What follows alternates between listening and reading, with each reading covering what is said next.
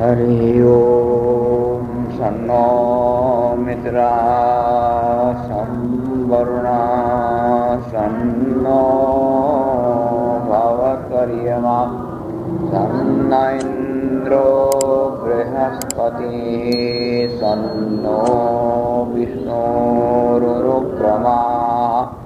नमो ब्रह्मणे नमस्ते वायु त्वमेव प्रत्यक्षं ब्रह्मासि त्वामेव प्रत्यक्षं ब्रह्म वदिष्यामि ऋतं वदिष्यामि सत्यं वदिष्यामि तन्मामवतु तद्वक्तारमवतु अवतु मावतु वक्तारम् ॐ शान्ति शान्ति शान्ति शङ्करं शङ्कराचार्यं केशवं बादरायणं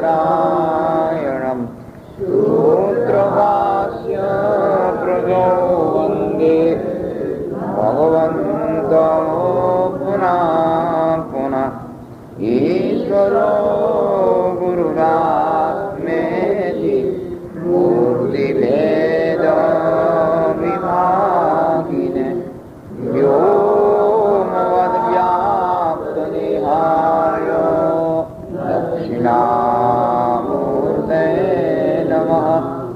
ॐ शान्ति शान्ति शान्ति। कौन श्लोक है? श्लोक याद है किसी? घटे द्विगुण चैतन्यम यथा बाह्ये तथान्तरे वृद्धि स्वपि ततस्तत्र वैषद्यं संधितोऽधिकम् ज्ञातता ज्ञाततेनस्तो घटवद्वृत्तिषु क्वचित् स्वस्य स्वेनागृहीतत्वाताविश्चाज्ञाननाशनात् द्विगुणीकृत चैतन्ये जन्मनाशानुभूतिता अकूटस्थं तदन्यतो कूटस्थमविकारता अंतःकरण तद्वृत्ति साक्षीत्यादावनेकदा कूटस्थ एव सर्वत्र पूर्वाचार्ये विनिश्चितः। तो चले आओ पीछे। तो बात आई, तो इस बात को समझाया। कहते जीवन में सत्य जो होगा वो एक ही होगा। जीवन में सत्य जो होगा वो एक ही होगा और झूठ जो होगा वो अनेक होगा। इसलिए कह रहे हैं कि वो सत्य क्या है? तो सत्य वो है जो कभी हमको छोड़े नहीं। और झूठ क्या है? जो कभी हमारे साथ में नहीं रहे। यह रहे क्या? झूठ क्या है? जो कभी हमारे साथ नहीं रहे। सच वो है जो कभी हमको छोड़े नहीं। जैसे ये शरीर आदि ये कभी हमारे साथ में नहीं रहा। बचपन आया, मुंह दिखाया, गायब, चला गया। करे कहाँ साथ में? कुमारावस्था आई, मुंह दिखाया, गायब। युवावस्था आई, मुंह दिखाया, गायब। ऐसे ये बेचारा सूखा पापड़, बुढ़ापा क्या है? सूखा पापड़, ये भी चला जा रहा है। किंतु जो तुम्हारा जीवन है असल में आत्मा रूप, वो तुम्हारे को छोड़ेगा क्यों गुजारेगी? इसलिए आत्मा ही सत है और आत्मा से अतिरिक्त जो भी है वो सत नहीं है, देखने का सत है। इस दृष्टि से कह रहे आचार्य कि देखो, बाह्य पदार्थों का जहां प्रकाश होता है, कहते वहां पर चेतना दो प्रकार से भाग रहा है। एक तो कूटस्थ साक्षी रूप से और एक चिदाभास रूप से। चिदाभास जो है वो क्या करेगा कि वस्तु स्वरूप का प्रकाश कर देगा। आया, ये घट है, ये घड़ा है। घट मने कम नहीं, घट मने घड़ा। ये घड़ा है, किंतु घड़े को मैं जानता हूं। पहले ये घड़ा है तब मैं जानता हूं। ये घड़ा जिसको ज्ञान नहीं उसको मैं जानता हूं, ये ज्ञान होगा? तो मैं जानता हूं, ये ज्ञान तो साक्षी कूटस्थ के अनुग्रह से हुआ। और ये घड़ा है, ये ज्ञान चिदाभास के अनुग्रह से हुआ। तो मैंने बाह्य पदार्थों के प्रकाश में चेतना दो रूप से विभक्त हुआ, नहीं? चिदाभास रूप से और साक्षी रूप से, कूटस्थ रूप से। इसलिए कहते घटे द्विगुण चैतन्यम यथा बाह्ये तथांतरे। यथा बाह्य घटे, जो बाहर की जो विषय है, बाहर के विषय कहने का मतलब ये जो अनात्म विषय है, माने भौतिक विषय, भौतिक विषय और अध्यात्म विषय है। शरीरादि अध्यात्म और ये भौतिक, ये बाह्य। इसी तरह कहते वृत्ति स्वभी ततस्तत्र वैषद्यम संदितो अधिकम। वृत्ति स्वभी, ऐसे ये मन की जो वृत्तियां हैं, वृत्ति शब्द का अर्थ है वर्तनम वृत्ति। मन का जो व्यवहारिक अर्थ निकला है, वर्तनम वृत्ति कहने का मतलब क्या निकला कि मन का जो व्यवहार है। बैठे हैं किंतु मन अपने पापड़ बेल रहा है, उसके कारखाने चल रहे हैं। पोपरे ने ऐसा कर दिया तो उसने ऐसा कर दिया, तो उसने ऐसा कर दिया। दादियों का ख्याल आया। वो ये मन का जो है व्यवहार हो रहा है। तब वो जो मन की वृत्ति माने व्यवहार, उसके अंदर काम, क्रोध, लोभ, मोह, ईर्षा, भय, विषाद, ये सब। क्योंकि मन जब अपना पर्स खोलेगा, बाजार में माइयां जब जाती हैं तो पर्स कितने बड़े होते हैं, छोटे मोटे बैग ही होते हैं। सब्जी भी उसमें ला सकती हैं, इतने बड़े होते हैं। एक दो आदमी की सब्जी भी आ जाएगी। इसी तरह सोचो इस मन को भी, ये जब अपना पर्स खोलेगा तो बड़ा माल भरा है उसके अंदर भी है। अब वो जो वृत्ति अंश है उसमें चिदाभास भी है और साक्षी भी है। साक्षी भी उसका प्रकाश करेगा और चिदाभास भी। तो द्विगुण चैतन्य हो गया कि नहीं? क्यों कहते हैं संदितो वैषद्यम संदितो अधिक। मान लो ये क्रोध है, ये लोभ है, ये मोह है, ये शोक है, ये बीच में अंतराल है कि नहीं? तो इसकी अपेक्षा क्रोध में ज्यादा प्रकाश मालूम पड़ा, लोभ में ज्यादा प्रकाश मालूम पड़ा। किंतु क्रोध लोभ के बीच का जो अंतराल है उसमें प्रकाश कम हो गया। तब उसमें मैंने साक्षी मात्र है, चिदाभास नहीं। बीच में क्या है बोला? साक्षी मात्र और चिदाभास नहीं। क्यों चिदाभास कहाँ रहेगा बोला? जहां वृत्ति होगी वहां चिदाभास आएगा, वृत्ति नहीं होगी तो चिदाभास नहीं आएगा। इसलिए कहते वृत्ति स्वपी ततस्तत्र वैषद्यम संधितोधिकम। ये जो संधियां हैं इसकी अपेक्षा वृत्ति में वैषद्य अधिक है। वैषद्य माने स्पष्टता, वृत्ति में स्पष्टता अधिक है, माने प्रकाश अधिक है। वृत्ति स्वपी ततस्तत्र वैषद्यम संधितोधिकम ननु अत्रापि घटादिषु ज्ञातता ज्ञातता भास्कत्वेन कूटस्था किन्नेषितीत्य संख्या तत्र ज्ञातता ज्ञाभावादेत्य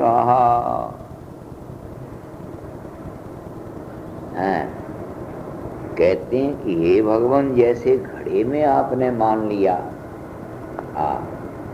जैसे घड़े में मान लिया ना कि चिदाभास ने घट का प्रकाश किया और ज्ञातता का प्रकाश किया किसने बोला?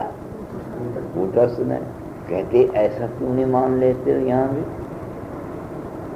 आया तो उसके लिए कहते हैं कि यहाँ पर कहते ऐसा नहीं कहो। क्यों? कहते वृत्ति स्वयं प्रकाश है। वृत्ति स्वयं प्रकाश होने से चिदाभास के प्रकाश की जरूरत नहीं, साक्षी भास से वृत्ति है। नहीं, वृत्ति जो है यद्यपि वृत्ति अंश में आभास भी है, किंतु वो स्वयं प्रकाश है। कहते इसलिए कहते ज्ञातता ज्ञातते नस्तो घटवद वृत्ति सुक्वचे। जैसे घट में तो ज्ञातता और अज्ञातता दोनों चल रही है, आया, और वृत्ति में ज्ञातता अज्ञातता दोनों नहीं है। क्यों? वृत्ति जब उत्पन्न होगी तो ज्ञात होकर ही उत्पन्न होगी, इसलिए अज्ञातता है ही नहीं। ज्ञान स्वयं प्रकाश है ना। वृत्ति लक्षण जो ज्ञान वो क्या है? स्वयं प्रकाश है। जैसे अग्नि जब भी उत्पन्न होगी तो दहन प्रकाश लक्षणी होगी। आया, ये थोड़ी कि अग्नि को उत्पन्न होने के बाद में दहन अथवा प्रकाश होगा। जब भी अग्नि उत्पन्न होगी तो कैसी होगी? दहन प्रकाश युक्त ही होगी। इस तरह वृत्ति जब भी उत्पन्न होगी तो प्रकाश स्वभाव युक्त होगी। यानी के बाद में वृत्ति का प्रकाश करना है। जब प्रकाश युक्त ही है तो ज्ञाता ज्ञाता क्या है? वहां वो स्वयं प्रकाश है वृत्ति। आया, इसलिए कहते ज्ञाता ज्ञाते नष्टो घटवत वृत्ति सुक्वचित। ज्ञातता ज्ञातता दोनों नहीं है, घटवत वृत्ति सु। जैसे घट में ज्ञातता और अज्ञातता दोनों है, ऐसे वृत्ति में ज्ञातता और अज्ञातता ज्ञात हो जा रही है। ध्यान में आएगा नहीं? क्यों? वृत्ति जब उत्पन्न होगी तो ज्ञात ही होगी, अब ज्ञात नहीं होगी। तो जब ज्ञात ही है तो उसमें ज्ञातता को भी उत्पन्न नहीं करना पड़ेगा, क्योंकि ज्ञात ही है। अच्छा ये बताओ, हम लोग किसको देखते हैं? जो दिखता है उसको देखते हैं कि जो नहीं दिखता उसको देखते हैं?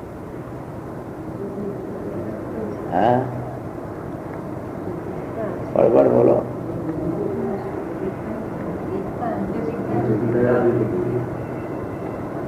जो दिखता है उसको क्या देख रहा है? हाँ, चड्डा से कैसे बोलोगे भला? युक्ति से बोलना पड़ेगा। बोलो तो जो दिखता है उसको देखते हो, जो नहीं दिखता है उसको देखते हो। नहीं दिखता तो उसको भी क्या देखो?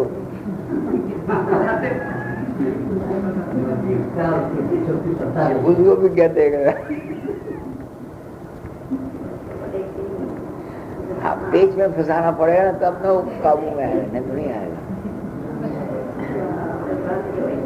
आएगा नहीं? क्या हुआ?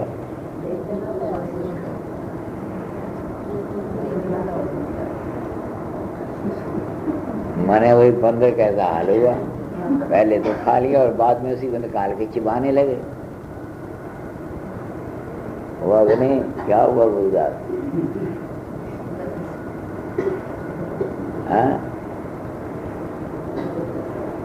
तो मैंने निकला क्या? सामान्य रूप से दिखता है, विशेष रूप से नहीं दिखता है। तो अपने जो देखते हैं तो विशेष रूप से जो अज्ञान है उसकी निवृत्ति करते हैं। किसकी निवृत्ति करते बोला? विशेष रूप से। जैसे हम रूप से तो हम देख रहे हैं, किंतु विशेष रूप इसका क्या बोला? ब्रह्म रूप वो नहीं दिख रहा है। तो मैंने ब्रह्म रूप है, क्या हो जाएगी? घंटी नहीं हिलेगी क्या इधर? विशेष रूप जो है बोला हम सामान्य रूप तो दिख रहा है, अब विशेष रूप क्या हुआ? ब्रह्म रूप वो नहीं भास रहा है। तो उसके लिए प्रयत्न है। ये विशेष रूप दिख तो रहा है किंतु विशेष रूप नहीं दिख रहा है। इसलिए मुमुक्षु उस विशेष रूप का ध्यान कर रहा है कि वो मेरा ब्रह्म रूप है, अविद्या से आवृत है, इसलिए अविद्या को दूर कर रहा है। अविद्या भी साक्षी भाष्य है। इसलिए कहते ज्ञातता ज्ञातते नस्तो घटवद वृत्ति सुखचित। घटवद जैसे घट में ज्ञातता और अज्ञातता दोनों है, ऐसे वृत्ति में कहीं ज्ञातता अज्ञातता नहीं है। वृत्ति तो ज्ञात ही है। क्यों? स्वस्य स्वेनागृहीतत्वात् ज्ञान नाशनात्। स्वस्य स्वेनागृहीत, अपने को अपने तो ग्रहण नहीं करेगा। और यद विषय उत्पन्न होगी वृत्ति तद विषय अज्ञान तो नष्ट हो जाएगा उत्पत्ति काल में ही है। यद विषय वृत्ति उत्पन्न होगी तद विषय अज्ञान उत्पन्न होते ही नष्ट हो जाएगा। अज्ञान है ही नहीं, इसलिए ज्ञातता कुछ नहीं। इस दृष्टि से कह रहे हैं। अब एक प्रश्न आता है, विचार समझ में आएगा नहीं? माने अज्ञान नहीं है। अज्ञान जब नहीं है तो वृत्ति ज्ञात ही है, तो साक्षी माने इसमें चिदाभास की जरूरत नहीं है। अब कहते हैं तो भी कहते गुरु जी चेला भी बड़ा अकल वाला चाहिए। कहते गुरु जी कहते ये जो कूटस्थ है साक्षी तत्व तो यही ठहरा, चिदाभास तो कुछ भी नहीं है। आया चिदाभास जो है वो कुछ भी नहीं है। कहते कूटस्थ चिदाभास वयोरपि चित्ते समाने एकस्य कूटस्थत्वम अपरस्य अकूटस्थत्वम इत्येतत् कुत इत्याशंका। यद्यपि कूटस्थ चिदाभास दोनों तो समान ही है, किंतु चित्ते समाने, चित्ते मैंने चेतन दोनों एक ही है। किंतु एक को तो गुरु जी आप कहते हो कूटस्थ है, नित्य है, और दूसरे को तो आपने यूं ही कर दिया। चिदाभास को तो आपने सत्य कहा ही नहीं, तुमने चिदाभास तो मिथ्या ही आपकी नजर में, इसका अर्थ ये निकला है। तो इधर भी क्यों नहीं दृष्टि देते हो? है कहते ये जो चिदाभास है, कहते ये तो जन्म नाश वाला है। चिदाभास है वो क्या बोला? जन्म और नाश वाला। जो जन्म नाश वाला होगा बेटा उसको नित्य कैसे कहें? आया जैसे ये शरीर जो है क्या है? जन्म और नाश वाला है, तो ये नित्य नहीं हो सकता। हाँ, इस शरीर के लिए, इस शरीर के द्वारा कूटस्थ आत्मा को लक्षित कर सकता है मुमुक्षु, सत्य की समीक्षा कर सकता है। इसलिए आचार्य लोग कहते हैं असत्य वर्तमनि स्थित्वा तथा सत्यम समीहते। असत्य वर्तमनि स्थित्वा, असत वर्तम माने मार्ग, असत मार्ग में रह करके सत्य की समीक्षा कर सकते हो, माने सत्य की खोज कर सकते हो। तो मैंने वो असत मार्ग कौन सा बोला? ये शरीर, मैंने इस असत शरीर में बैठ के मुमुक्षु सत्य की खोज कर सकता है कि सत्य क्या है जीवन में। क्यों कि सत्य के बिना असत जीवन का वैल्यू कुछ नहीं है। सत्य के बिना असत जीवन का महत्व कुछ नहीं, और असत जीवन महत्वपूर्ण प्रतीत होता है। आया? जो जीवन असत है वो कैसे प्रतीत हो रहा भला? महत्वपूर्ण। तो मैंने इसमें कोई है ये कह, तो उसके लिए कहते हैं जीवन कृत चैतन्य जन्म नाशानुभूतिता अकूटस्थम तदन्यत्तु कूटस्थम अविकारता। द्विगुणकृत चैतन्य कहते जहां द्विगुणीकृत चैतन्य है, माने चेतन दो रूप से जहां प्रतीत हो रहा है, जैसे बाह्य जो अनात्म घटादि, बाह्य जो अनात्म घटादि वहां पर चेतन द्विगुणीकृत है, माने कूटस्थ रूप से भी है और चिदाभास रूप से भी है। तो कहते वहां पर क्या है, जो जन्म और नाश जिसमें दिख रहा होगा उसको अकूटस्थ कहेंगे हम। चिदाभास शब्द का उपयोग नहीं कर रहे हैं। जन्म और नाश जिसका प्रतीत होगा उसको क्या कहेंगे, अकूटस्थ कहेंगे। क्यों विकारी है, जन्म और नाश ये भी तो विकारी है, जन्म और नाश ये भी विकारी है। तो चिदाभास में जन्म नाश चला गया, और चिदाभास से अतिरिक्त कौन हुआ वाला, कूटस्थ, वो अविकारी है। अविकारी होने से वो कूटस्थ, वो नित्य, और कूटस्थ से भिन्न जो हुआ वो चिदाभास अनित्य। द्विगुणकृत चैतन्य जन्म नाशानुभूतितः। द्विगुणकृत चैतन्य जन्म और नाश की अनुभूति हो रही है। अनुभूति माने अनुभव, इसलिए अकूटस्थम तत्, वो जो है अकूटस्थ है, माने वो कूटस्थ नहीं है। तो अकूटस्थ है तो माने वो नित्य नहीं है। अन्यत्तु कूटस्थम, और उससे अतिरिक्त जो है वो कूटस्थ है। क्यों, अविकारता है, उसमें कोई विकार देखने में नहीं आया, और चिदाभास में विकार देखने में आया।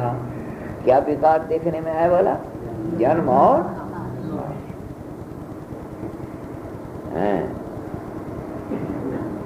चिदाभास के अतिरिक्त कूटस्थाभ्युपगमा सुखपोल कल्पित इत्यसंख्या आचार्य कूटस्थ से उपपादितत्वात् मयुमित्या। चेला कहता गुरु जी वाह, पा गए हो मेरे को, जो आता है तो बोलते जाते हो। हम तो कहते गुरु जी ये कहेंगे कि ये कूटस्थ ही ये सब आपका लंगड़ा ज्ञान है। कूटस्थ कूटस्थ मांग रहे हो, यही मेरे को नहीं जच रहा है। पहले है बाद एक चिदाभास ही है, आप कूटस्थ की तो कपोल कल्पना मालूम पड़ती है, ये आपकी कपोल कल्पना है। आएगा नहीं, गुरु जी कहते कि नहीं बेटा ऐसा नहीं जल्दी से बोलते। क्यों, कहते बड़े बड़े जो आचार्य हैं वो कूटस्थ के बारे में ही बात करके गए, दूसरे के बारे में बात ही नहीं किया उन्होंने। तो जिसकी चर्चा सब लोग करके गए वही सत्य है, आप दूसरे सत्य नहीं। इसलिए कहते अंतःकरण तद्वृत्ति साक्षी इत्यादावने कधा कूटस्थ एव सर्वत्र पूर्वाचार्य विनिश्चितः।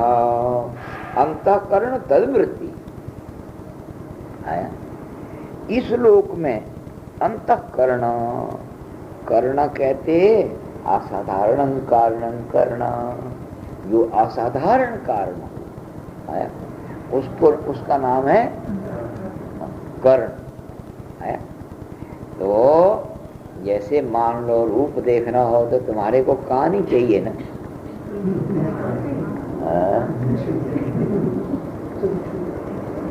तो मैंने आंख चाहिए, तो मैंने रूप दर्शन के प्रति असाधारण कारण क्या हुआ, नेत्र हुआ। तो रूप ज्ञान के प्रति अगर नेत्र नहीं है तो रूप ज्ञान नहीं होगा।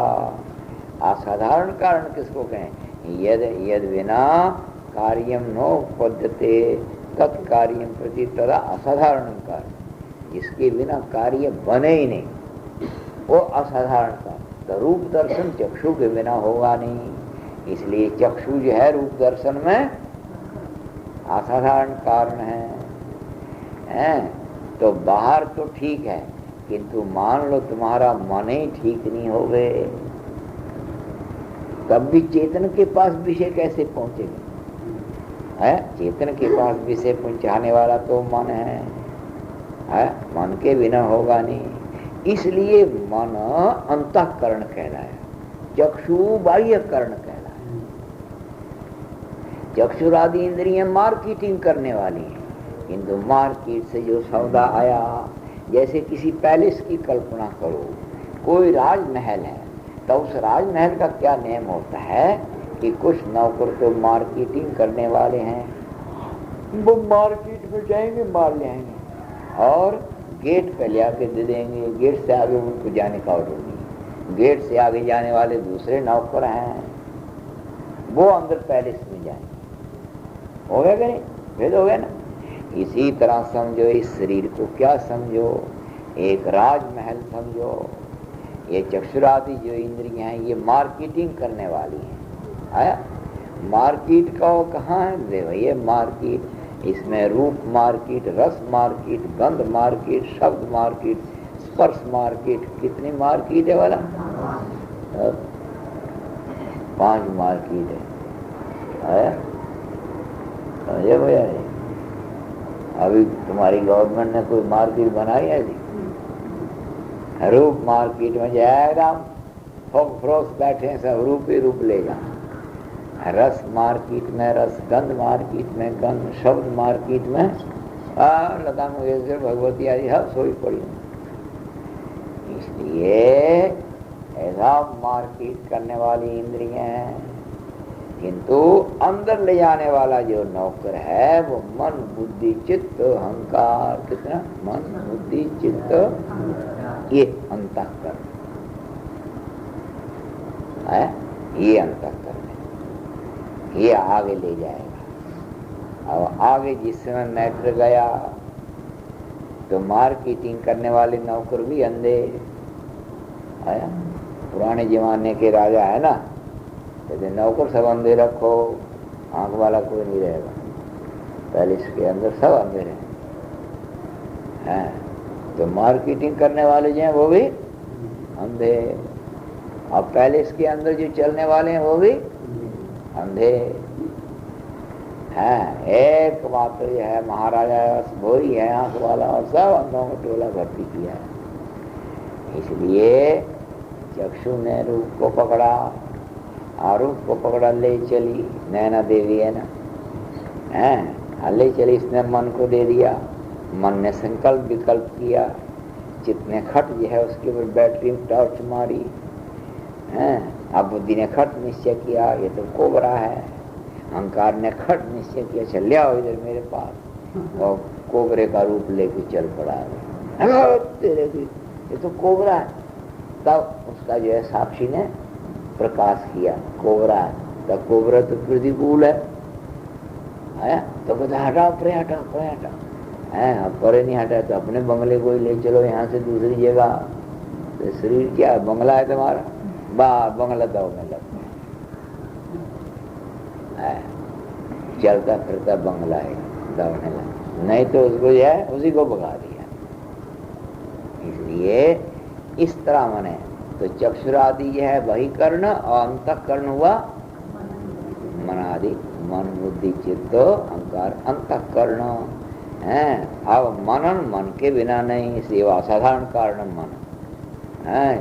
प्रकाश जो है चित्त के बिना नहीं, निश्चय जो है बुद्धि के बिना नहीं, अहंकार जो है वो अहंकार के बिना नहीं। इसलिए सब अंतःकरण कहलाया। और अंतःकरण के द्वारा जो पदार्थ आया तो चेतन उसका भोक्ता बन गया। प्रिय पदार्थ आया तो सुख, अप्रिय पदार्थ आया तो दुख। चावल बासमती के बड़े सुंदर देहरादूनी आए हैं, और घरवाली ने बेचारी ने उसने जो है बासमती का चावल बनाया बड़ा अच्छा, किंतु और देहरादून के अगल बगल में वो चक्कियाँ चलती हैं ना, जिसमें पत्थर जो है काटे जाते हैं, तो एक चावल की कटिंग का पत्थर कटता है। तब वो जो धर्मात्मा लोग बैठे हैं गा के चलो 1 क्विंटल में जो है 2 किलो जो है ये भी डाल दो। 1 क्विंटल में 2 किलो पत्थर चला गया, है। अब बात तो बना बढ़िया और दिक्कत तो है नहीं, किंतु जिस है उसने मारा गप्फा, यूं जो जबड़े को दबाया, दबाते कुट कर गया जो है दाढ़ जो थी वो आधी दाढ़ बेचारी साफ है। तो स्वाद कितना आया, हो गया नहीं ठंडा, इसलिए दांत निकल गया आधा, है ना। तो कहते हैं तेरे देखा बने, तुमने कहते देखती क्या सिर देखती, ये तो कंकड़ी ऐसा जो चावल की शक्ल का है, कितनी आंख से मैं देखती, 4 आंखें तो लगा के बैठी थी, है, किंतु उसे भी नहीं दिखा है। तो इसलिए प्रतिकूल कब हुआ, जब भोक्ता के पास में पहुंचा पदार्थ। जब तक भोक्ता के पास पदार्थ नहीं पहुंचा तब तक प्रतिकूल लगा नहीं, और प्रतिकूल नहीं लगा तब तक कोई सुख नहीं कोई दुख नहीं है। भोक्ता के पास पहुंचा तो अनुकूल भी लगा और प्रतिकूल भी लगा।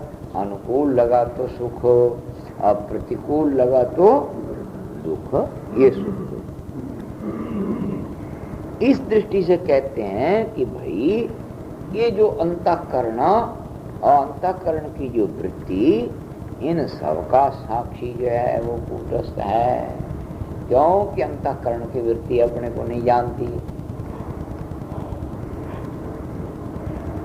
जैसे सुखाकार वृत्ति